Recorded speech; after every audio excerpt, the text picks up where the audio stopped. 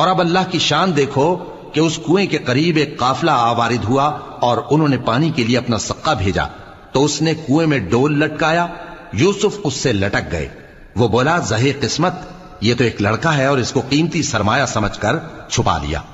اور جو کچھ وہ کرتے تھے اللہ کو خوب معلوم تھا، اور انہوں نے اس کو تھوڑی سی قیمت یعنی معدود چند درہموں پر بیچ ڈالا، اور وہ اس سے بیزار ہو رہے تھے۔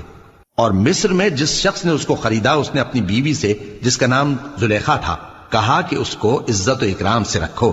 عجب نہیں کہ یہ ہمیں فائدہ دے یا ہم اسے بیٹا بنا لیں۔ اس طرح ہم نے یوسف کو سرزمین مصر میں جگہ دی،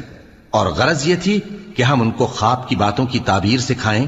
اور اللہ اپنے کام پر غالب ہے لیکن اکثر لوگ نہیں جانتے۔ اور جب وہ اپنی جوانی کو پہنچے تو ہم نے ان کو دانائی اور علم عطا کیا، اور نیکوکاروں کو ہم اسی طرح بدلہ دیا کرتے ہیں۔ اور جس عورت کے گھر میں وہ رہتے تھے